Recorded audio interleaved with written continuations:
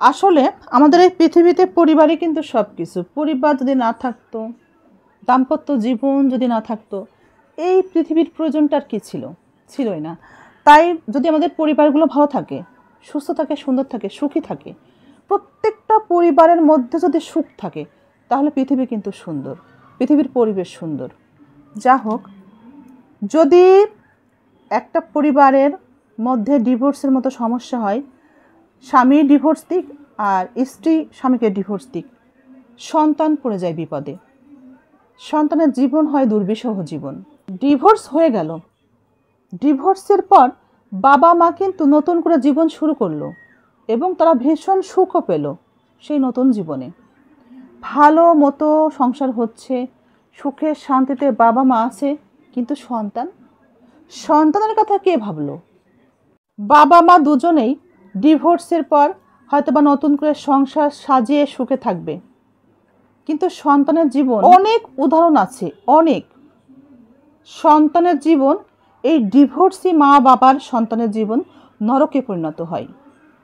বিশেষ করে যখন কোনো স্ত্রী স্বামীর কাছে সন্তান ফেলে রেখে কোনো পরপুরুষকে নিয়ে পালায়, তাকে বিয়ে করে নেয়, সন্তান ফেলে রেখে স্বামীকে ডিভোর্স দিয়ে পরকীয়া করে আরেকজনকে বিয়ে করে, এই ধরনের সমস্যায় সেই সন্তানগুলোর কথা মা তো চিন্তা করলো না, চিন্তা না করেই ফেলে রেখে চলে গেল। মা নিজের সুখের কথা চিন্তা করলো, নিজের জীবনের শান্তির কথা চিন্তা করলো, কিন্তু সন্তানগুলোকে কোথায় ফেলে রেখে গেল? সেই বাবার ঘরে কিন্তু আবার একটা মা আসে সন্তানদের, কিন্তু সেই মা কি আপনার সন্তানগুলোকে সেভাবে দেখবে?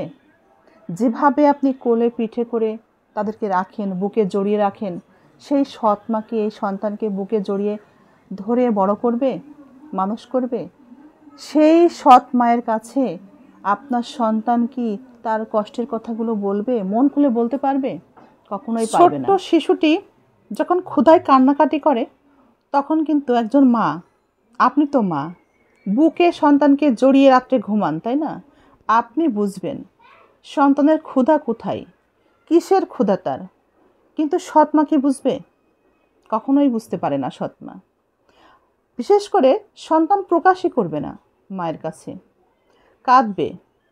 মা একটা শিশুর কান্না শোনার পরেই বুঝতে পারে শিশু ক্ষুধার্ত, আমার সন্তানটি ক্ষুধার্ত, ক্ষুধা আছে বা লাগছে বিধায় সে কাঁদছে। সেই সন্তান সৎ মায়ের কাছে কি কাঁদবে? সৎ মা বুঝতে পারবে সে কেন কাঁদছে?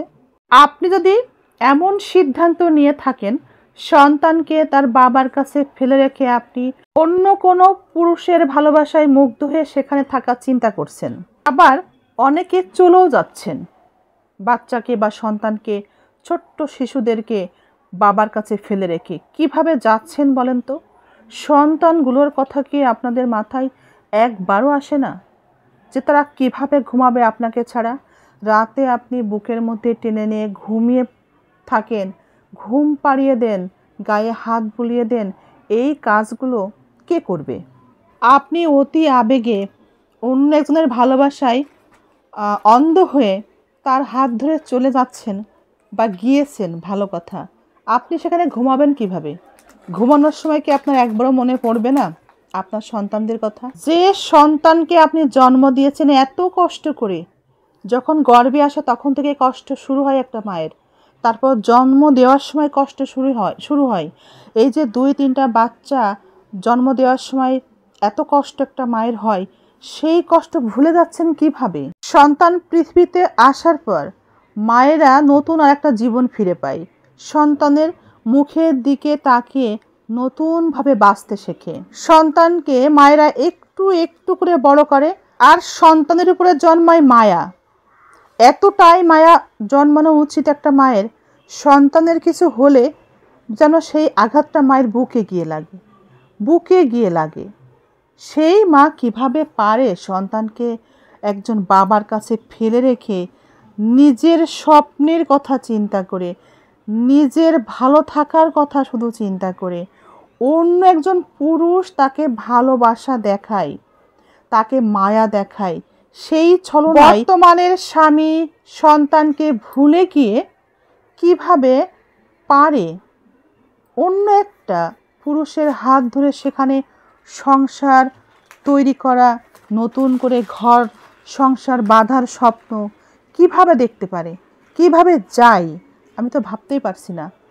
একবারও কি মনে হয় না সন্তানের কথা? একবারও মনে হয় না? আপনাকে বলি, একটা কথা মনে রাখবেন, স্বামীর কিছু নেই, স্বামীর ভিতরে মায়া নেই, ভালোবাসা নেই, স্বামীর অভাব আছে, ভালোবাসার অভাব, অর্থের অভাব, অনেক কিছুর অভাব আছে। সেই অভাবের মধ্যেই আপনি আছেন, আপনি ধৈর্যশীল নারী, আর এর জন্যে আপনার আছে পুরস্কার। একালে আপনি পুরস্কার পাবেন, অবশ্যই পাবেন।